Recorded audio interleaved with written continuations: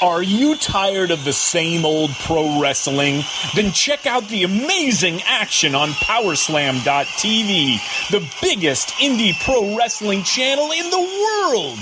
Get over 4,000 hours of the best pro wrestling events from over 110 of the biggest names in the industry from over 15 countries around the globe.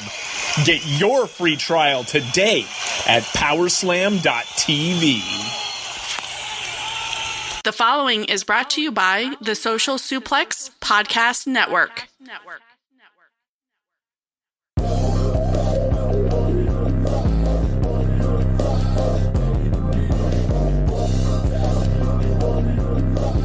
Don't you want to sound rich?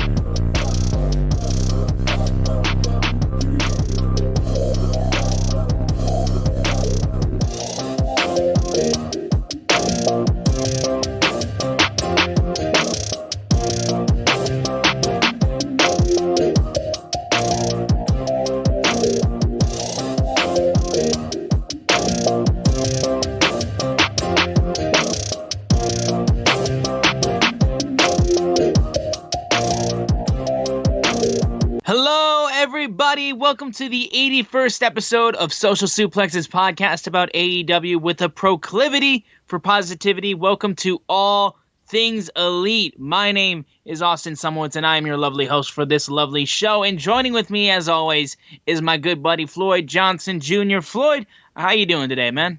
I am doing great. I had a long stretch of work, and I was exhausted, and I had yesterday off and today off, and I have Monday off. So I am kind of resetting, and that's a good thing. Yeah, I feel like that's been kind of the way with me, too, because recently I've just had a long week of just kind of, like, getting back into a normal sleep schedule, getting back into just, like, finding out, like, what to do during the day, just really just kind of finding time to do things that are productive, and then at the same time finding time so I can relax. So I think it's been a big reset week. It's also because it's now freezing in Michigan, because of course it is now, so I have to adjust to that again, so yay. But other than that, not much else going on though. Oh, were you muted? Yeah, I said, is it that cold already?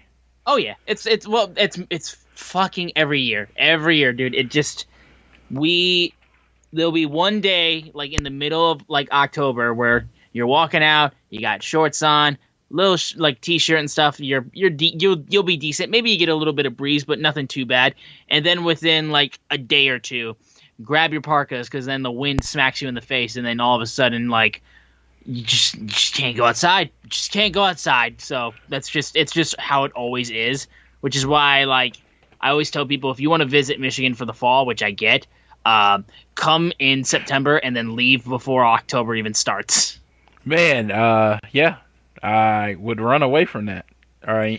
Once the snow happens, we're screwed. And y'all are running away from that. Oh yeah. Oh yeah. So next week, I was gonna bring this up before the show. I was too busy talking about LeBron versus Michael Jordan. Yeah. You're gonna be out of town. I am, yes. I am running away from the cold, and I'm going to be traveling to Myrtle Beach for a week. Did you want me to do a guest host next week? I was going to ask you that. I don't remember what day we're leaving. I'll probably be able to tell you that after this recording, and I'll let you know what day I'm leaving, but because I'll probably... You might need to find somebody to take over for that week, but if I can make it, I will make it. There's no problem with that. I want you to enjoy your vacation without having to worry about chatting with me for an hour about AEW wrestling. Yeah, because it sounds fun. I hope it's not cold. That's the big thing. I know Myrtle Beach. I think we'll be okay, yeah. Myrtle Beach is one of those... I had some friends from South Carolina, and they told me it's one of those hit or miss. Like, it could be perfect, or it could be cold. So it's just like, I hope it's perfect for you. We've been twice before, and both times have been pretty dang good. And I'm hoping third time will also be the charm, because I haven't had any issues with it before. I think we're gonna try to go to, because they got a Hard Rock down there, and we read up in that they're gonna be showing the UFC fight on a giant screen. So I'm just like, yes, I will be there for that. If you could do your friend a small favor, Floyd, a small favor.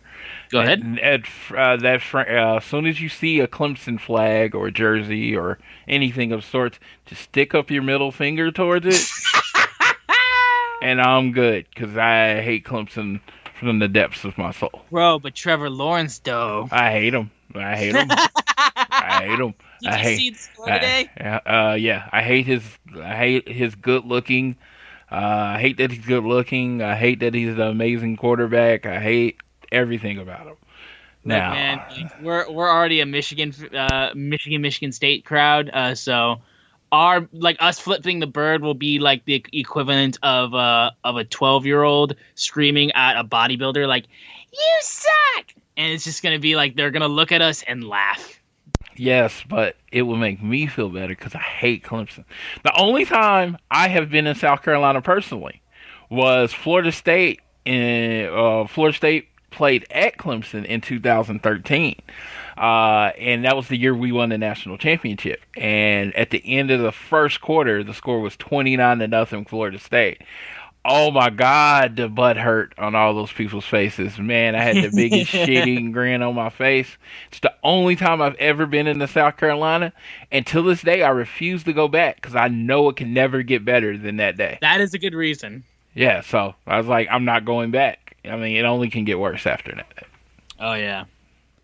But other than that, we have, of course, the 81st episode of All Things Elite this week. We got a lot to talk about, of course, with this week's Dynamite being very special. But before we get into the episode, real quick, I want to make sure that you're downloading this fine show on Google or Apple Podcasts. Shout out to our Spotify listeners. If you listen on any of those three services or a different one, be sure to share the podcast with your friends. We would really appreciate it. Please leave a rating and a review. If you're so inclined to, you can also leave a donation through our podcast provider, Red Circle, and we would be mega appreciative of that. Also support us. If you want to do it easily, you can follow us on social media. We are at AT Elite Pod on Twitter. Follow our boy Social Suplex at Social Suplex. Myself, if you want to follow myself on Twitter, at SZoomer4, and Floyd is at Floyd Johnson Jr., and that's all on Twitter. I'm also on Instagram at that same handle, too, so if you want to follow me on Insta, that's probably the best place because Twitter is just too toxic for me. But either way, big news of the week, pretty self-explanatory, is that it is the 1-year anniversary of Dynamite with this week's AEW Dynamite that we will be going over. We talked about our favorite moments of Dynamite's first year, and it's just like it flew by. Like I keep saying how quick this first year went by, but just like going through all the memories that we've already had of Dynamite, and not just that, but just AEW in general.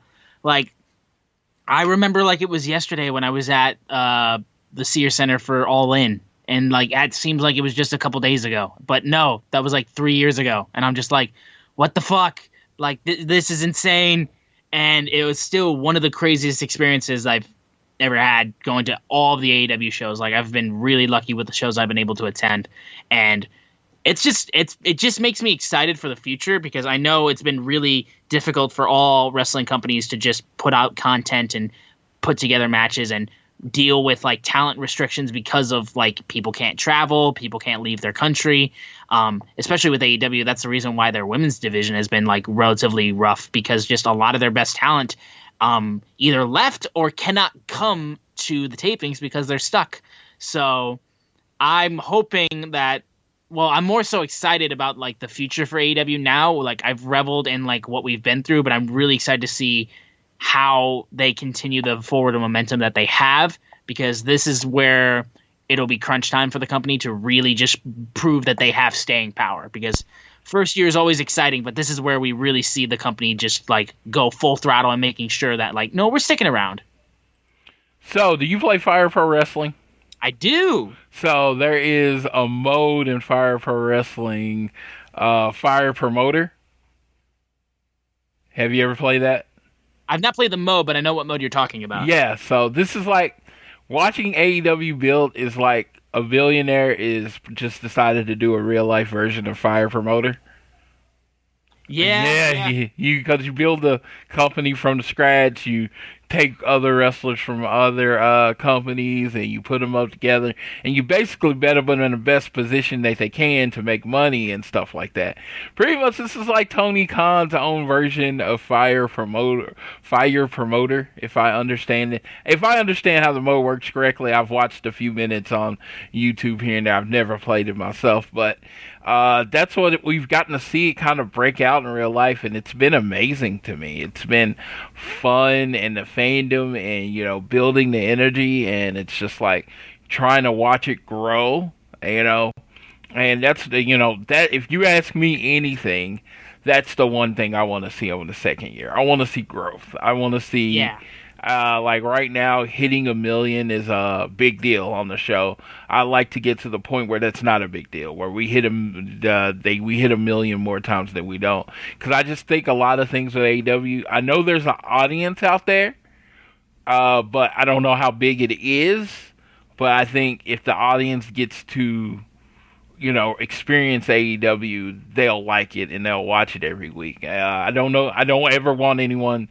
If you know me personally, I never want anyone to leave WWE or quit watching WWE just because, I don't want them to go out of business either. But it's just to support AEW and be the strength of their promotion. I just think it's great. I like the people that run it. I don't pretend. I try to tell people I don't pretend that they're not a business. That's what I think a lot of people get lost in, is that the fact that they're a business and their goal is to make money. It's not, they want to put on a wrestling product that is worth your money. That's the goal. That is worth your money. That means you have to put money into it. So when stuff gets put behind the paywall, merch gets put out every week, all that stuff, I don't see the point in complaining because they are a business. They are not a not-for-profit. They didn't say, hey, this is all our money's donating somewhere else. They're a business. So I when it comes to this business, I enjoy the way they do business right now. I enjoy what they push. I enjoy who they push. I enjoy the week-to-week programming. And it's been a blessing to me in my life. It has reinvigorated a different part of my wrestling self that I didn't think I would ever get. I didn't realize how much I missed pile drivers and how much I missed people, being able to freestyle and just having their own mic time and Canadian destroyers and all those things that I don't get other places. I had no idea I missed it. And, I've always said I felt like that there was a happy medium between New Japan and WWE, because I do love WWE, the soap opera aspects, the production and all that stuff. And I love the in-ring work of New Japan. I love those two companies. I feel like there's a happy medium. I feel like AEW is as close to that happy medium as you're going to get. I agree. I totally agree. But now we have the anniversary episode of Dynamite that we're going to be looking over today. We opened up with the AEW World Tag Team title match between the champions FTR versus the challengers Best Friends. Again, we say it all the time how important that first match is and how much AEW focuses on making that first match really kick off in a great way. This was a great example of it. Back and forth, Best Friends did a really good job in this match. I've always backed them as people that are not just like one of the lower tag teams in a stacked division. They are one of the better contenders in the division that they have, and they have shown how well that they are, and they're not just the pushing force of Orange Cassidy in AEW. And they did really, really well. Like, there was just multiple like great DDTs that were hit in this match. I really enjoyed that. But while, of course, Best Friends put on a great performance, FTR retained the titles once again through chicanery and through backhanded tactics. While the referee was distracted, Cash swung the title belt at Trent's head, and then that gave FTR the win. A great heel way to keep the titles and to really show that they're smart, but they're skeevy, and they are very much beatable team. So I think that's the big thing. This was that when Jericho was the champion, first champion of AEW, he was great because he was charismatic and he was entertaining, but at the same time, he was smarmy, but he was still beatable. It wasn't like, say, Triple H in the sense where, like, when he was in, like, the mid-2000s and he was holding the WWE title pretty much hostage. Like, it felt like just no one could beat him because they would always just fall to the might of Hunter Hearst Helmsley. And that's not been the case with FTR and Chris Jericho. They are dominant, but at the same time, still beatable. So you're always entertained to see matchups that you're like, oh, he could totally beat him, or he could totally beat him. And then they still find a smart way of winning the match that makes sense for their character. And that's always been the thing that I think that has really helped make AEW's title reigns mean a lot, especially when they're held by heel champions.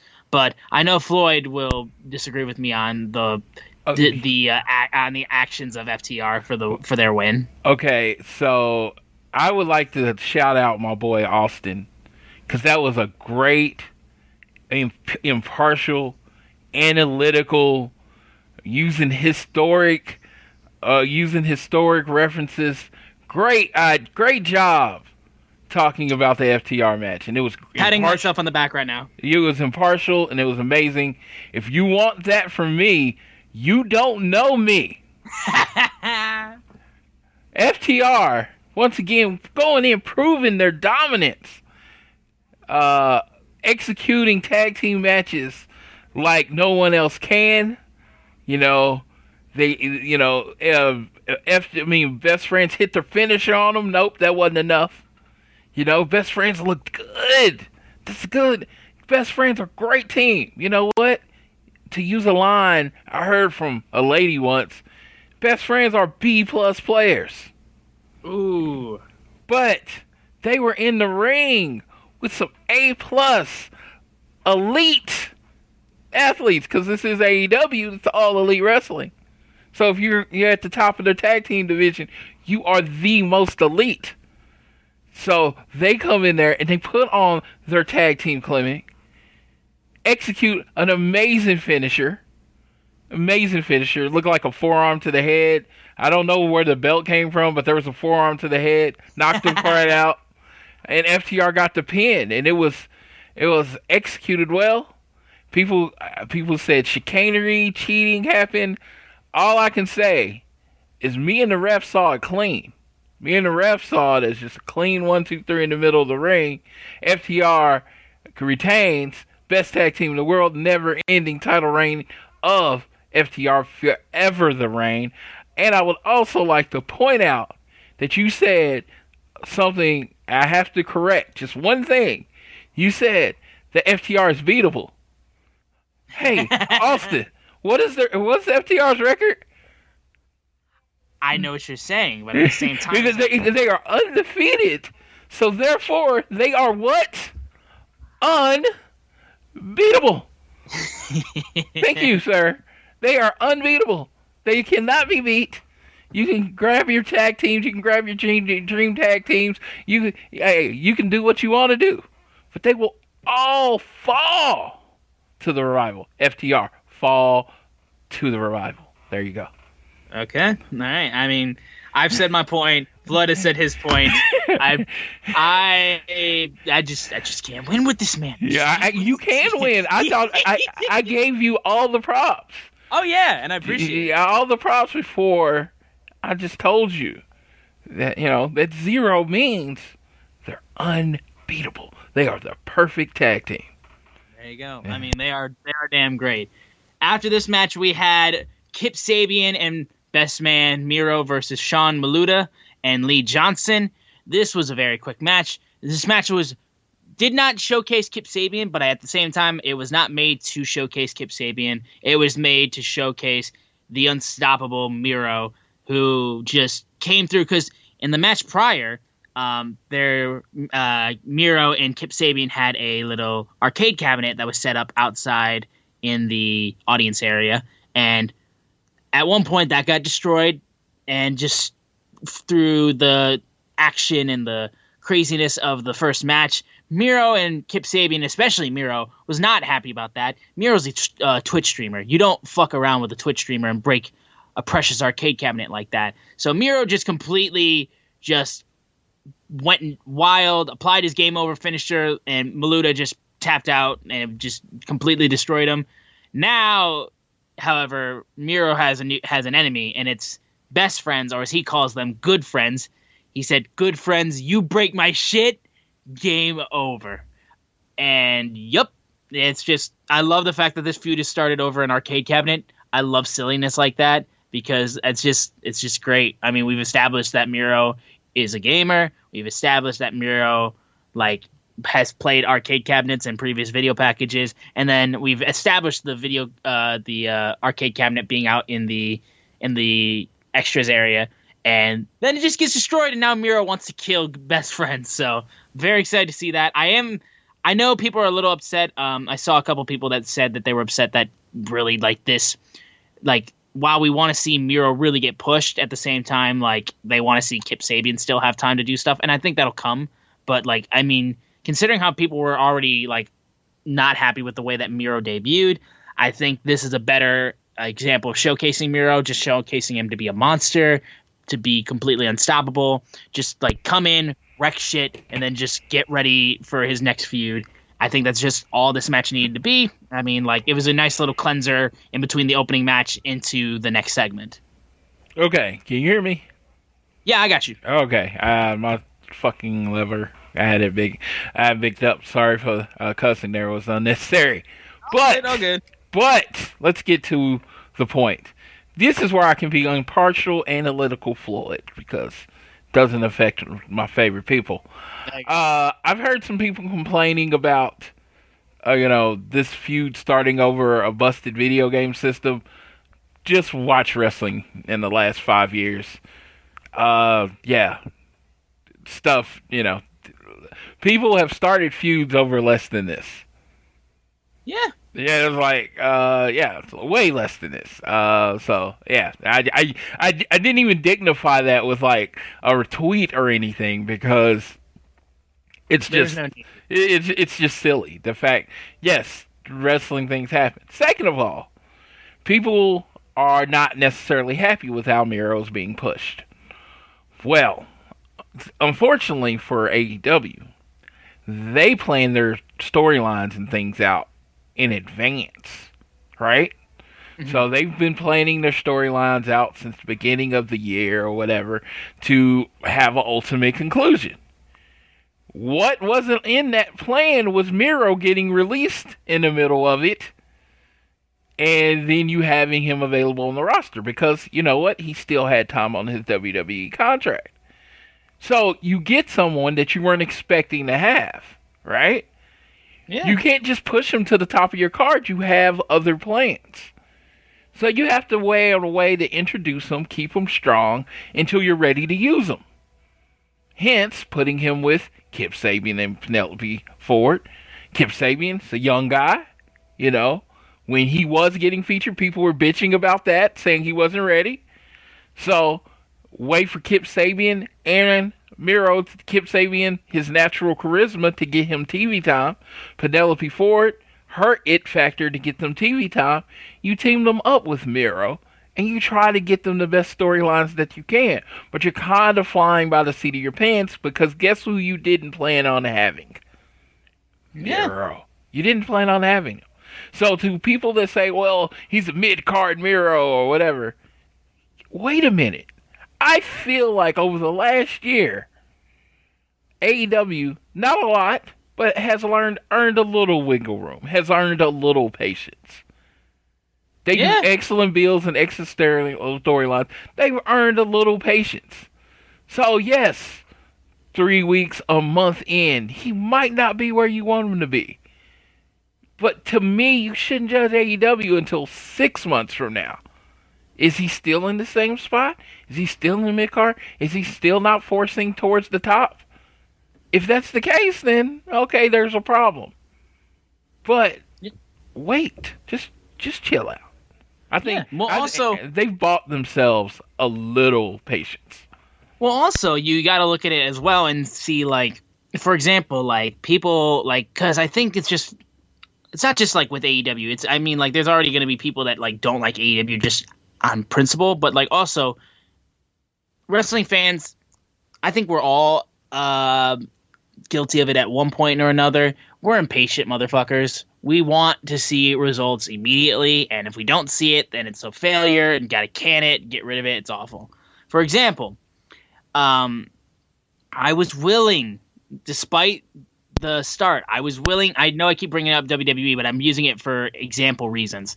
I was willing to give Raw Underground a chance after its first week because I knew what it was very much trying to get accomplished, and I knew that like there were already things I didn't like, and they made changes after first week, which I appreciated, and I was willing to give it a shot with seeing where it goes, and like if new stars get made, if other guys get more time to shine on TV time that they wouldn't normally have.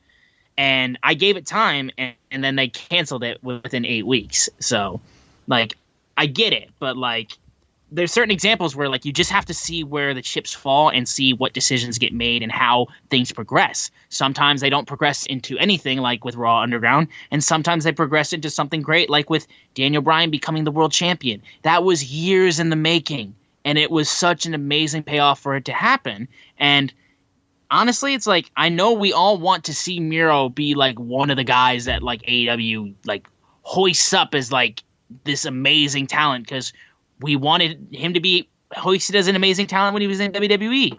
And I feel like we'll get to that point, but at the same time, though, it has to make sense. And that's the main thing, because the one thing that wrestling fans complain about is shit not making sense when wrestlers get pushed to the moon and back. So just give it time. It's still very early in his career in AEW, and I think it's going to be a good wait for when he gets going. Because, I mean, like, it's like when you get Miro falling into your lap, you just got to make sure that it makes sense when he gets to the point that you want him to be to. Yeah, the crazy thing is if they would have pushed him, let's say he comes in after this match. Let's say he didn't come in when he came in. He waits until after the Mox match against Lance Archer. Music hits for the 1 year anniversary. He comes out, Miro comes out and destroys Mox and puts him in the, I forgot what it's called, the Game Over Acolyte. Game Over, yep. Yeah, whatever he puts him in. Yeah, you know, Mox is tapping or whatever. And then they set up Mox versus Miro and November 7th.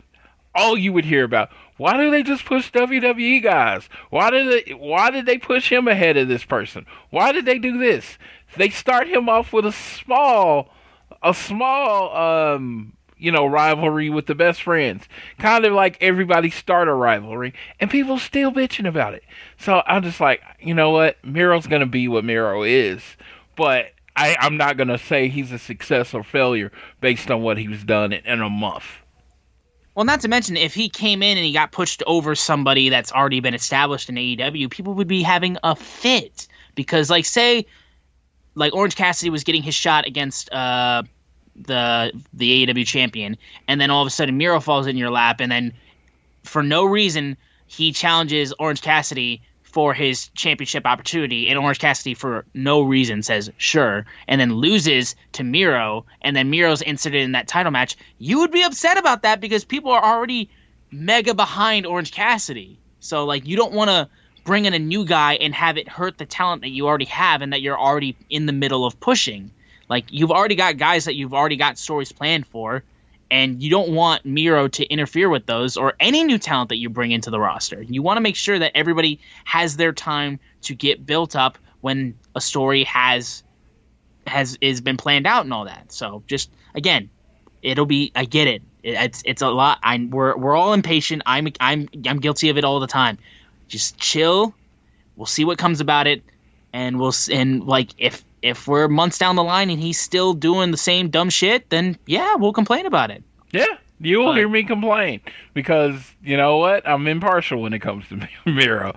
So I won't sit up there and be like, okay, this is what they planned on doing with him. But I think he'll be in the title picture quicker or sooner rather than later.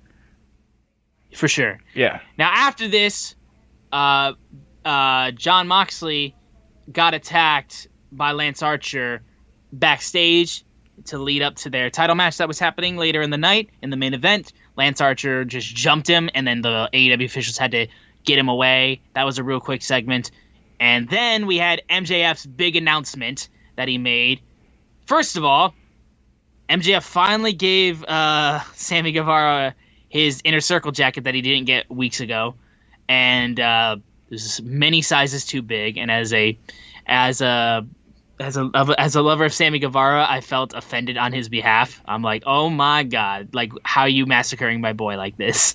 And afterwards, MJF talks about Chris Jericho, talks about how they've never gotten physical in an AEW ring because you never see two piranhas eating each other, and the reason why is because of mutual respect. They're two predators swimming around prey.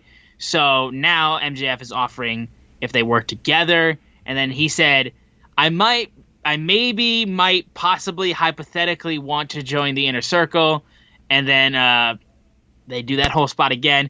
Ortiz snaps and says they don't want him in the Inner Circle, and then Jericho says, we won't make the decision now. How about next week you and I meet up for a one-on-one steak dinner to decide this? And MJF agrees. So next week we will be getting a dinner over steak between MJF and Chris Jericho. I really don't know how this will go.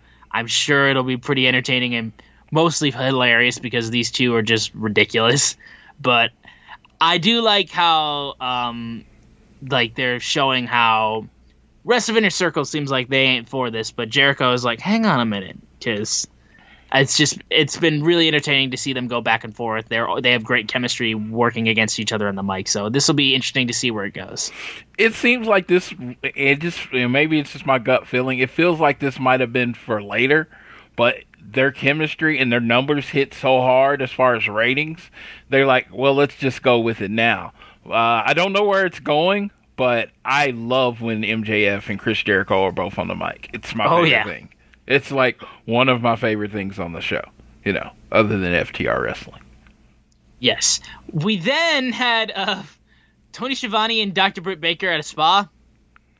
Didn't really need to see that, but okay. I mean, it was funny, I guess. And it was nice to see Dr. Britt Baker get a little spot on TV. She didn't have a match today. They also, I believe it was a shoot. They just randomly decided we're going to wax Tony Schiavone's chest, which, how dare you? But, yeah, that was an interesting segment. Kind of came out of left field. I don't know really what else to add to it, honestly. We got our 40-year-old virgin moment there. We did.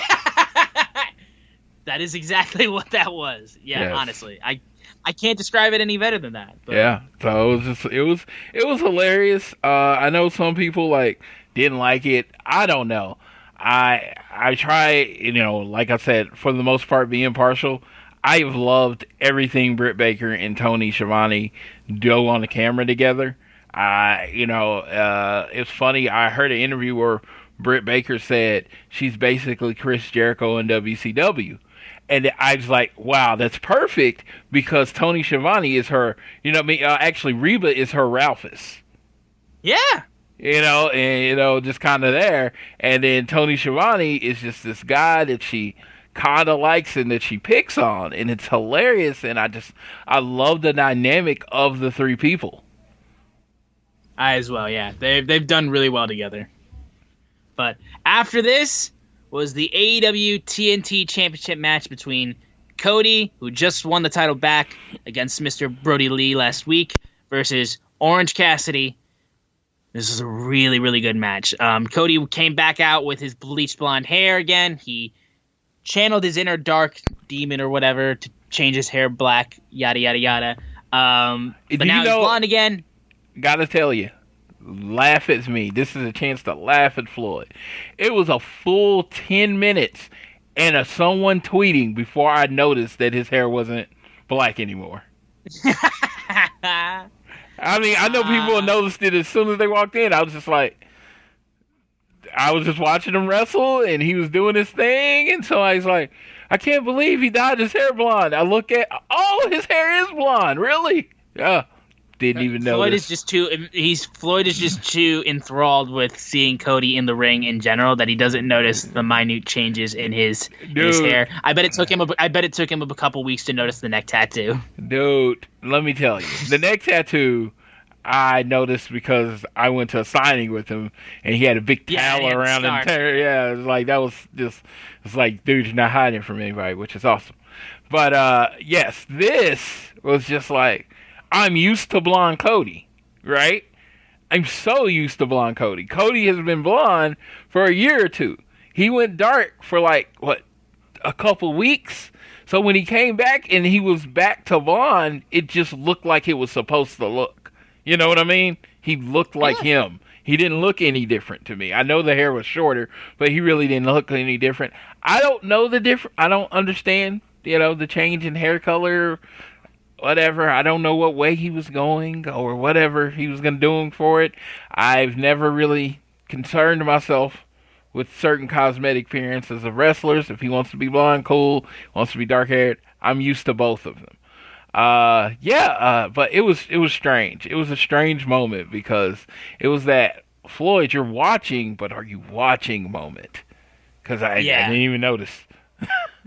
Yeah, but honestly though, like, really great TNT Championship match, and honestly, like, Orange Cassidy, this was his best performance. He continuously in these big match moments showcases how he's not just a comedy wrestler, and showcases how, like, him and Best Friends do a great job of showcasing just how good they actually are instead of just their jokey stuff that they do all the time, which that can be defining to them many times. Like, this reminded me a lot. I mean, like, obviously the finish made it remind me a lot of the Cody Darby match from Fyter Fest, mainly because of the finish, obviously. But at the same time, though, like this shine that Cody is showcased on a lot of the younger talent that they have on the roster is so great. Like, Cody and Jericho do amazing jobs of bringing people up on the roster that you wouldn't give a second notice to. Like, Orange Cassidy's a different story because he's already been, like, a meme and, like, viral on social media before he signed with AEW. That's besides the point. But, like, guys like Darby Allin and, like, guys like any of the members of Private Party when they wrestle Jericho, like, both of them do great against Jericho. Like, the way that they've elevated the roster in these big matches is great. Orange Cassidy had multiple great moments. His finisher on the apron, the beach break, and then, like, by the time he was just quickly trying to get the win against Cody, got him with the roll up, and then right as he did, he hit the beach break, got the pin, rolled him up, and then right before the 3 count, it was a great timed moment. That's when the bell rang, and it was a time limit draw. And I love how, first of all, AEW is still making sure that you remember that their time limits still matter. Like, they don't do it often because, like, you do too many time limit draws and people get upset, I'm sure. But, like, they still matter and they still are enforced. And just they went back and forth in this match. Orange Cassidy looked like $1 million. Cody still looks great. And him as the TNT champion is still great. But at the same time, though, like we said before this episode, that the only reason as to why you give Cody the title back and then have him defend it immediately a week later is if he lost it. He didn't. So you have that issue that we brought up. And, like, the match was still amazing and kind of made me forget about that point we made for a little bit. But at the same time, you're like, oh, hang on a minute. That's still a kind of an issue that we already addressed. And now, like, it's kind of like, poof, it's gone. So if it's based on how you think about it. I am only justifying that I feel like they delayed it. Because the tie basically turns it into 2 matches. The draw turned it into 2 matches. So Orange Cassidy didn't lose, and I think that was the most important thing, is that Orange Cassidy shouldn't lose 2 TNT title matches, like, within 3 weeks of each other. So I think what's important is, after this match, they did announce that they're going to do this match again on the 28th. I think it's important that, I thought it was important that Cody lost. But now that they have put Darby as the next contender for the TNT title at Full Gear, I'm actually would be okay if Cody won at this point, because him and Darby have this long story. Yeah. And Darby can't beat Cody.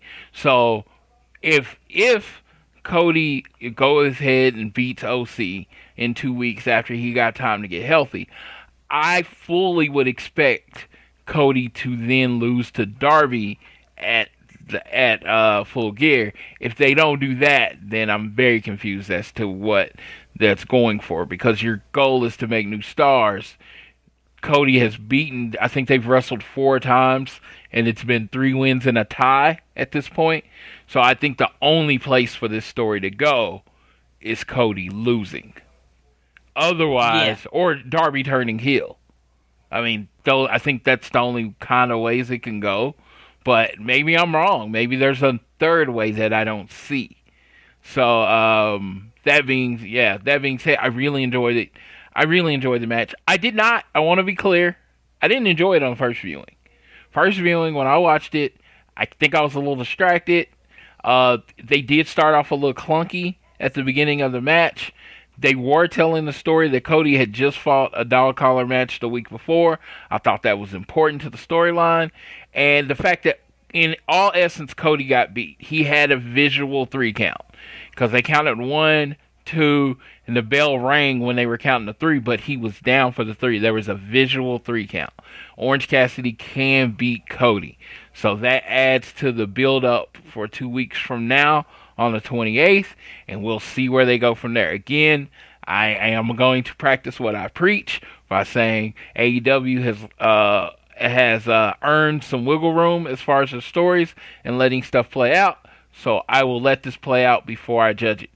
I try to be, like, in my personal life, I am not impartial when it comes to Cody at all.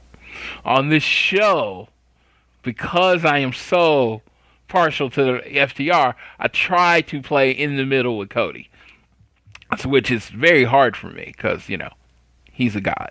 But in this case, it's like, if you're looking at the story and what's best for AEW going forward, I think it's best for the TNT title to be in the hands of some of the younger people on the roster. Yeah, and that makes all the sense in the world. We've already seen what happens with Cody as the TNT champion. We've seen it before. I think it's perfectly fine to say that, like, we now have the ability to see a new champion and a younger champion at that. I think we'll most likely, hopefully, see that grow and see that change. So hopefully we'll see what comes out of that. After this match, we had... Oh, hang on. Breaking news? Oh, sorry, just my mom yelled at me. No, it was like, breaking news! Breaking news! I have clothes I need to bring into my room. Second of all, after this match, we had a backstage moment again. Lance Archer was getting interviewed by Alex Marvez, and then Jon Moxley got payback, jumped him, another brawl broke out. They had to be separated once again by officials. Again, continuing to the main event. Jon Moxley got back at him, so there's already blood boiling over into this match. That would be no disqualifications. And then we had Matt Hardy being interviewed by Tony Schiavone. He has informed us that he is medically cleared to wrestle yet again. And then we had a video that played on the Titantron, and Sammy Guevara appeared, and he revealed that he was the one who attacked Matt Hardy backstage when Private Party was checking on him, and then Jericho and Jake Hager were laughing at him. It was Sammy Guevara who did that, and so the feud between Sammy and Matt Hardy will be continuing. So I'm glad it gives Sammy something to do, even though he's already got slightly something going on with the Inner Circle and MJF segments. But at the same time, I'm glad it gives Sammy something to do. I think this will be kind of like their final blow off after what happened in the Falls Count Anywhere match. But yeah, honestly, like, it wasn't a major shocker, and it was like, okay, so it was Sammy. So all right. Yeah, I thought it was pretty dope, though, with the whole pictures and setting him on fire, and he's trying to get rid of him forever, and then he said he was going to delete him. I thought that all of that added to it. He's obsessed with Matt Hardy. It's taking it to a different level, and I love it. Matt Hardy, tip my hat to him, because he doesn't feel like his goal in their feud was to make Sammy, and he didn't feel like he made Sammy. So he's like, let's go back to it. Let's do another match and do it the way we were supposed to do it and really make Sammy. Yeah, and I think that's a really, really good decision on his part. Hopefully they're we don't have another scary moment like we had last time. So hopefully that's fixed. He just has to realize Sammy Guevara is 20 years younger than him. Yes, and they need to meet in the middle on some of these spots. Yes. It's like, hey, I understand, Matt, you want to go hardcore, blah, blah, blah. You're Matt Hardy, Team Extreme, but you got a wife, kids. You're in your 40s. You've made your money. Let's tone it down a little bit. Just a little bit. Yeah, just a little bit. Yeah. Then we had inside the ring, we had Tony Schiavone saying next week 4 tag teams will be competing, and the winning team will become the number 1 contenders for the FTR's tag team titles, and they'll face them at Full Gear. Now, did they announce real quick? I want to confirm. Did they announce this as like an 8-man tag match, like where it would be each of the teams like in a multi-man tag match, or was it just like they're going to be wrestling each other at some point? 4-way match. It's a 4-way match. It is a 4-way. That's what I want to make sure. I love that they don't use the idea of fatal 4-way. They just say 4-way because fatal 4-way belongs to WWE. And I just like to point out that all 4 of the teams that they picked have lost to FTR. Boom. Yes. Okay. Well, the 4 teams that were picked, and they were picked randomly through their little like bingo ball machine or whatever, their little roller. The first team was Private Party. The second team was Silver and Reynolds of the Dark Order.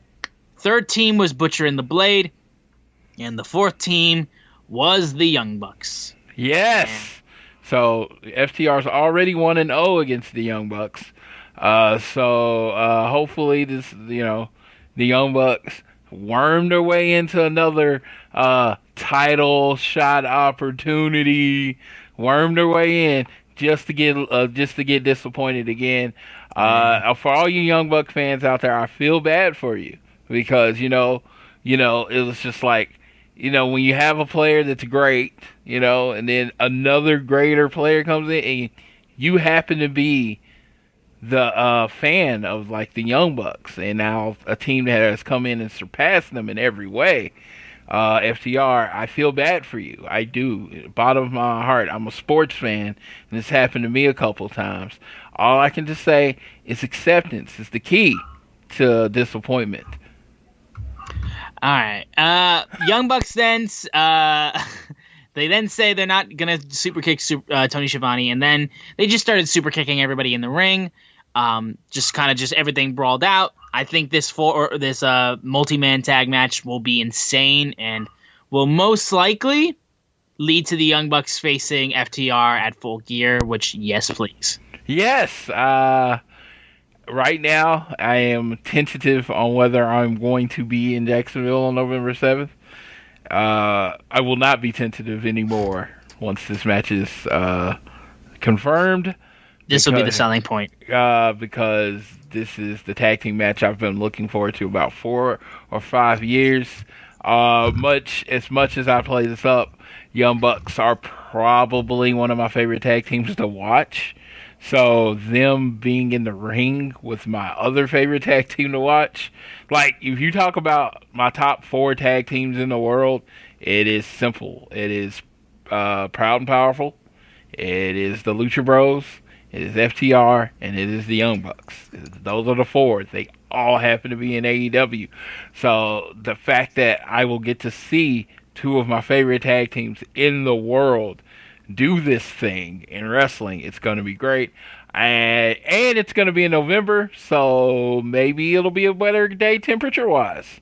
So, yeah. So they don't pass out when trying to wrestle each other. I am looking forward to this in every single way possible. Young Bucks, what they have done for the tag team division and taking this lesser role and pushing every other tag team in the division over them, man, anyone that said it was just this show was going to be an elite vanity project, you swung and missed. You're just wrong. Yes. Because Kenny has basically been other than his first 2 matches, really, a non-factor in the singles division. Young Bucks have been a non-factor in the tag team division. Cody can't go for the world title anymore. He's on the TNT level. It's just like Hangman hasn't got that, singles push that everybody thought was coming. This has been a company working together to make everyone look good. So I say this because we're 1 year in, and I can say, all you people with your bad opinions and your bad faith takes, as my boy Rich says, shove them up your ass. Thank you. Well, after this match, we had, this segment, we had the AEW Women's title match between Big Swole and Hikaru Shida. Now, this was the first time in a while that I was really looking forward to the women's title match because, like I said, women's division has been a rough spot for AEW. They just haven't had a lot of names that they've been able to showcase. And then, of course, with COVID, they've had a lot of names that haven't been able to show up because of COVID. They've also, of course, lost Riho and they've lost Bea Priestley. So now some of their bigger stars that they already had in the division is no longer there. So they're having to build a lot more homegrown and a lot more not homegrown, but more so like slow burn, like really try to get these girls over. Big Swole has been one of the ones that have been like out of the park. They've nailed it. I think she's done great. So this was the first time in a really long time in AEW that I was looking forward to the women's title match being defended. I love Shida and I think she's great. And this was the first like real test I think for her that she's had. And with Big Swole, match started off really, really well. And I think there was a couple mistakes that happened. I know a kip up was screwed up. And there was a point where Swole's shoulders were not on the mat, and the referee was trying to count a pin, and I was kind of like, eh.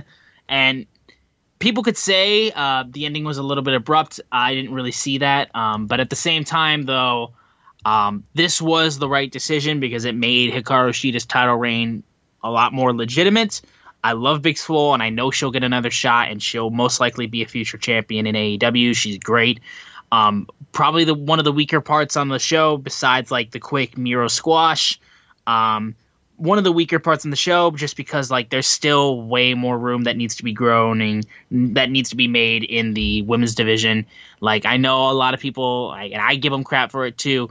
One women's match a show, that's not the normal anymore. Like we're used to having multiple women's matches and multiple women's feuds going on in your company, and not just like that's just what we're used to at this point. And I think like having like AEW just needs way more time to build their women's roster and also just find more talent. I think that they may need because there's just way more empty space where they need to grow, and it's just been the case for a while now. Okay, I can be honest and still be positive by saying the women, people that are fans and want more time for women, needed this match to be better. It's just that simple. It was a match.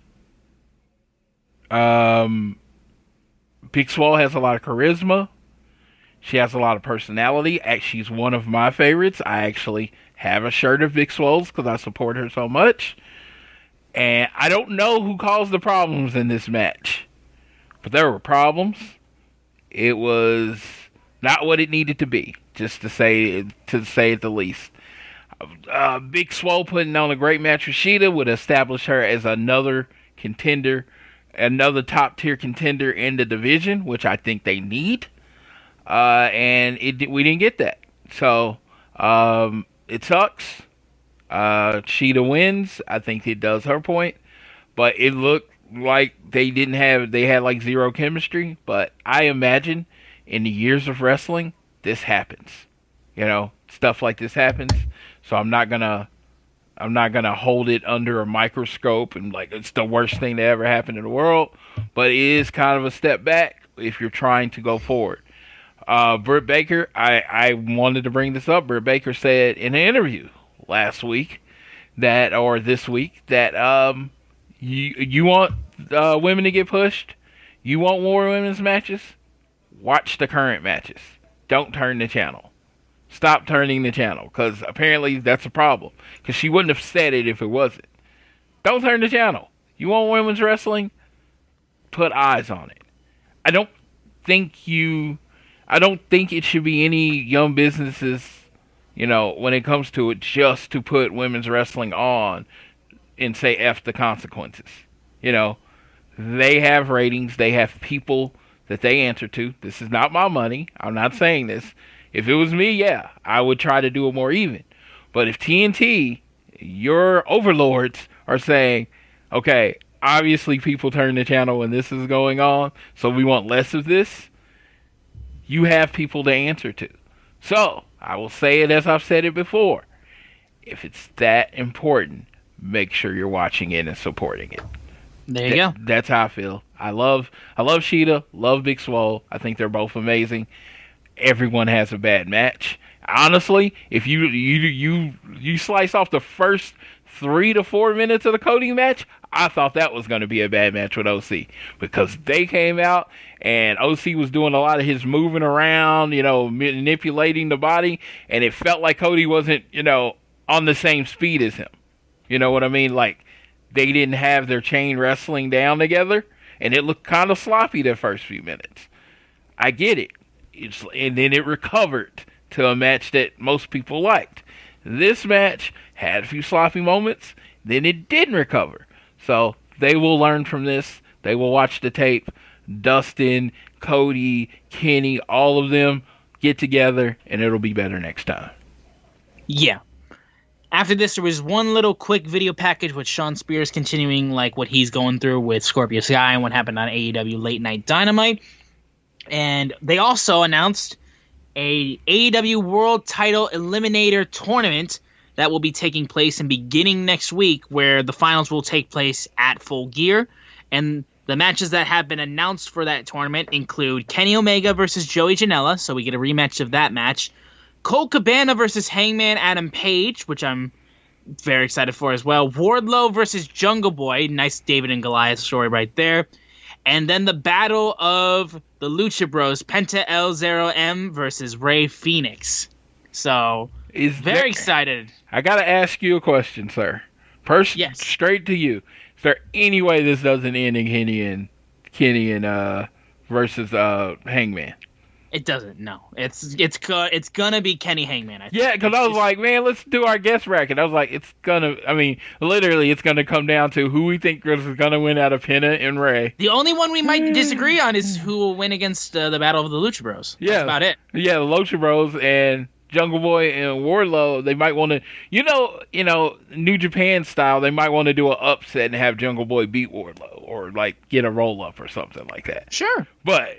Yeah, it's just I love it, but And I do have one very important question that I asked for my own personal Twitter. How the hell is Scorpio Sky not in this tournament? I agree. After the year that he's had, how's he not in this tournament? Even if he wasn't going to win, how's he not in this tournament? Yeah, I mean, he could have easily have replaced Colt Cabana. I love Colt, but and I love that he's getting this spot too. But at the same time, though, it's could you imagine him replacing one of the Lucha Bros, and we get Scorpio Sky versus Kenny Omega in a match? Come on. You mean replacing Joey Janela? No, I was saying because Lucha Bros are on the left side with Kenny and Joey Janela. I just Joey Janela has no chance, so I was like, Kenny Omega is in that next spot, and then you would have the Lucha Bros wrestling each other, and one of them are going to wrestle Kenny Omega in the second round. I'm just saying, what if Sky was in Rey Fenix's spot, beats Penta, and we got Kenny Omega versus Scorpio Sky? Sure, yeah. That would have been dope. But, hey, I'm not going to complain, because we're going to either get Kenny Omega versus Rey Fenix, which is, I think, on Meltzer ratings, those two matches, I think the lowest one got a 4-star. Or you're going to get Kenny Omega versus Pentagon, and everybody at All In knows how amazing that match was. Oh, yeah. So, it's just there's no wrong answer. I think the tournament is stacked, but it's just for the people, there is a very vocal group that says you're not pushing African American males in a singles match. You have a big tournament for the title, and you have no African American males in it. It's a good point, honestly. And considering how good Scorpio's been, it makes all the sense in the world that he's in this. Yeah, this the record, whatever. I'm just saying, sometimes things that they do seem to, microscope on it. I'm not trying to do it as a podcaster because I think it's an amazing tournament, but I'm just like, I really love Scorpio's year. He should be at least in this tournament. Sure. But after this was the main event, which Tony Khan then turned into a no DQ match over what was happening earlier in the night. The AEW World Championship match between Jon Moxley and the Murder Hawk Monster, Lance Archer. Straight up, right out the gate, a paradigm shift was hit on Archer for a near fall, and then quickly hit a tope suicida, started brawling on the outside, and just completely just went off the rails, like just beating the hell out of each other. I know one point Moxley got hit right in the head with a trash can. They both went through 2 tables at one point. They just started going after each other. And it was a pretty physical match and a great main event. And eventually Jon Moxley hit another paradigm shift, which Archer kicked out of. DDT to Moxley, and then blackout on Moxley, which then Moxley countered, rolled him up, got the victory. And then right after that, because Eddie Kingston was on commentary for this match, Lucha Bros gets sent down with steel chairs, and then Jon Moxley gets jumped. There was one point that's been gifted that I love where there's Penta who's ready to hit somebody with a chair, and then just as he realizes, I can't hit anybody with this chair because no one's come in or no one's getting up, he just stands up kind of straight, and he's just very upset, and then just throws the chair to the ground like, God damn it. And that was hysterical. And Eddie Kingston, again, reminds he never tapped out in that match, and then just like picks him up. He's like, "You're great, man. You're great." And he's just like brings him up, raises his fist, spinning back fist, knocks him out, and then chokes him out. And then as the show goes off the air, he screams while holding the title and throws it at him. "This is what it's about. It'll be mine. I never tapped." And then that's when they go off the air. It was a really great, just like chaos moment right as the show goes off the air. You got to tune into next week to see what happens. It was a great way to end it. It reminded me of old school, like Attitude Era, old school good Nitro episodes where just like everything's going crazy. You got to see what happens next week. And it made sense too.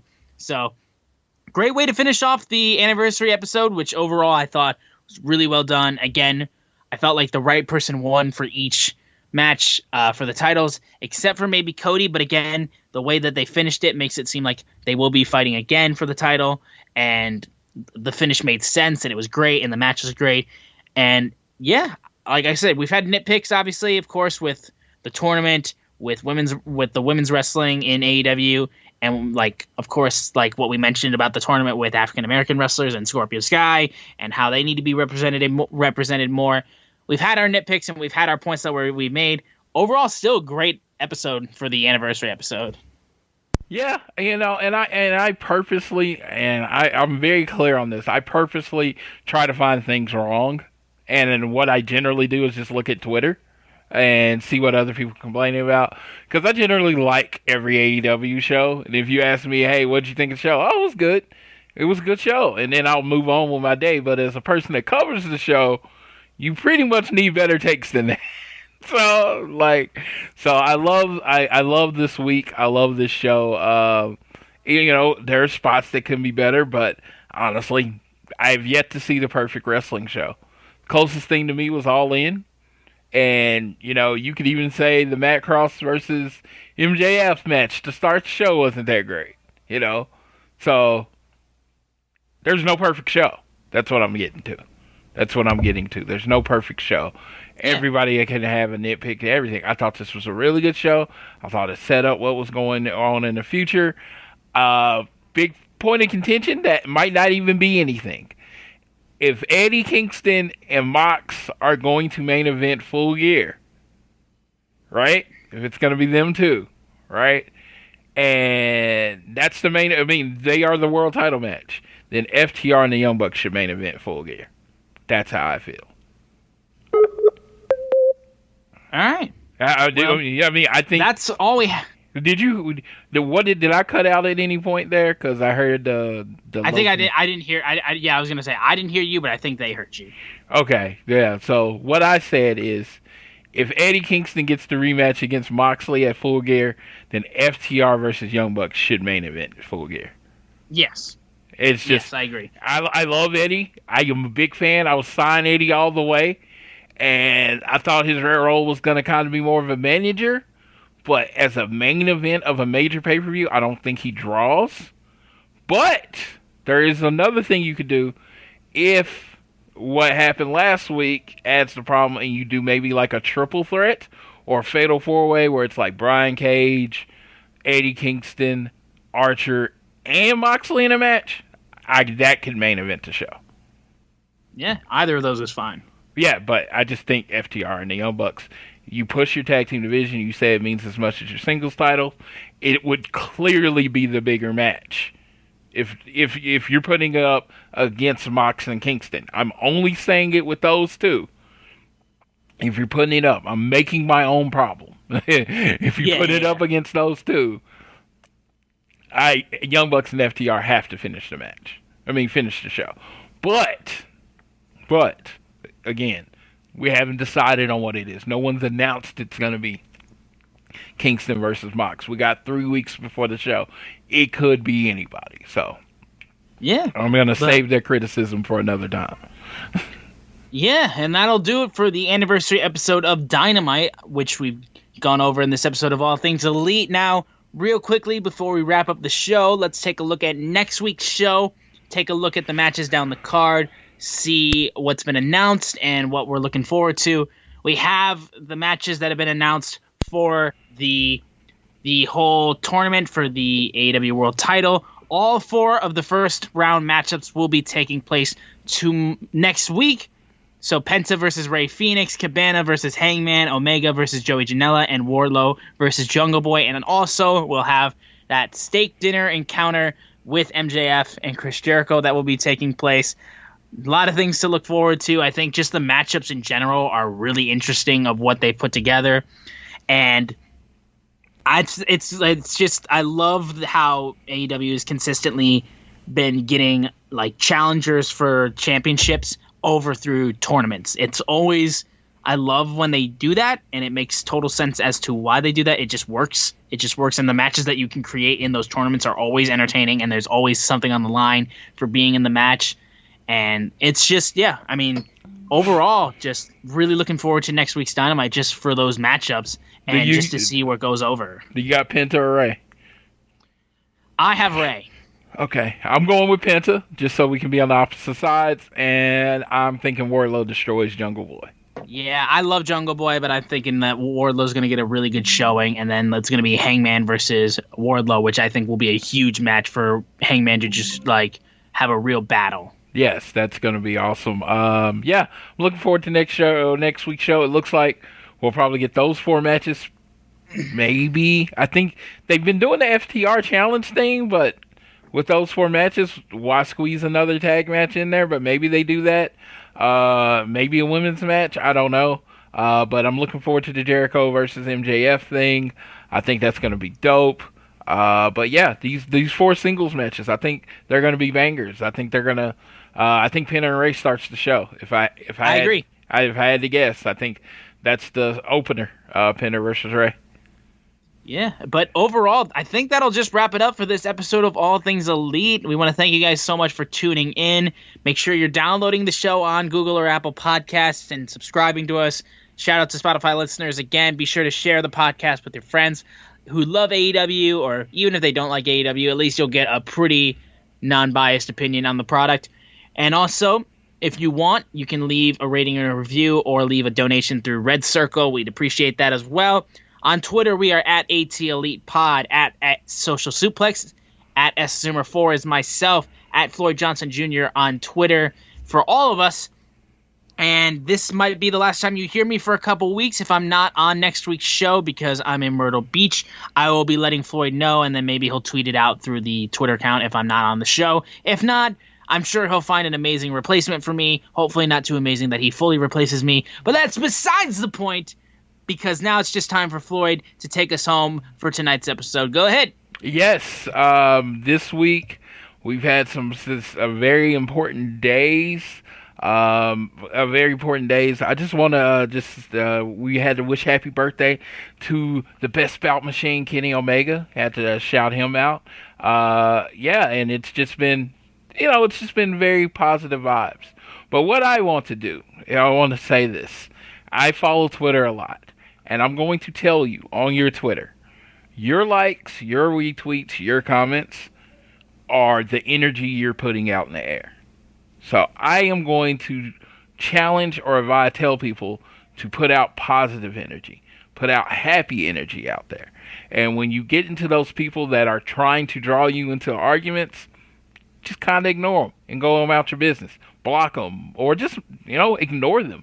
Give them no space in your life. Keep your energy positive. Keep your mentally positive, and try to be positive to everybody out there. So, I will leave you as I leave you every week.